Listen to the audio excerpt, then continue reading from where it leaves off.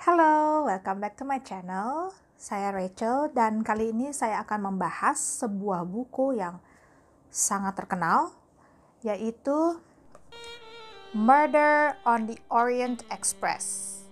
Buku ini adalah salah satu karya Agatha Christie yang sangat dikenal di dunia. Oke. Jadi, awalnya saya browsing di Twitter dan Instagram, ternyata bulan ini ada satu reading challenge yang menarik, yaitu Buddy Bookathon, yang hostnya adalah Elena Robertson. Nanti linknya saya cantumkan di deskripsi ya. Lalu saya mencari teman untuk membaca bareng buku ini, dan selama 1 bulan ini saya akan membaca bareng dengan dia, yaitu Zelly, dan kita sama-sama berdiskusi tentang buku ini. Oke, without further ado, kita akan membahas buku ini. Jadi, cerita Murder on the Orient Express ini dimulai dari perjalanan kereta Orient Express yang menghubungkan kota-kota di Eropa dari Istanbul sampai London. Nah, ceritanya Poirot tadinya ingin berlibur di Istanbul, tetapi ada tugas yang belum diselesaikannya dan ia harus kembali ke London. Ketika ia menaiki Orient Express dari Istanbul ke London, ternyata ada peristiwa pembunuhan di dalam kereta api tersebut. Nah, karena ia bersahabat baik dengan M. Book yang mewakili perusahaan kereta api tersebut, Poirot mau nggak mau jadi harus menyelesaikan kasus tersebut. Oke, saya sebutkan tokoh-tokohnya.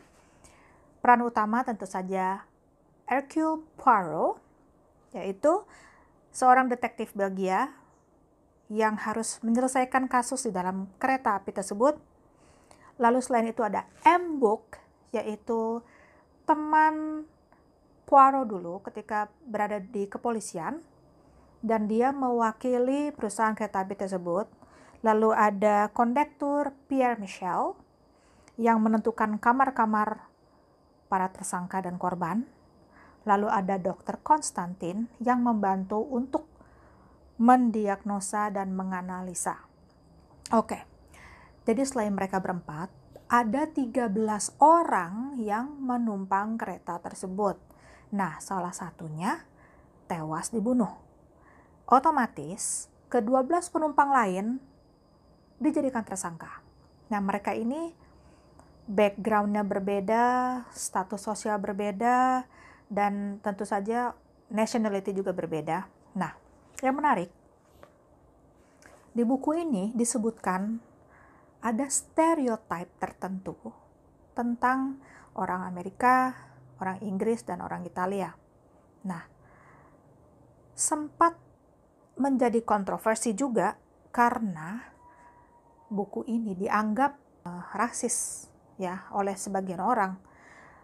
Tapi menurut saya begini, stereotip ini itu tuh dijadikan sebagai pengalihan ketika observasi dan investigasi kasus pembunuhan ini, seperti itu. Jadi saya mencoba untuk berpikir positif lah ke arah sana. Nah, tokoh-tokoh yang berbeda ini mereka memiliki alibi dan mereka semua juga berbohong.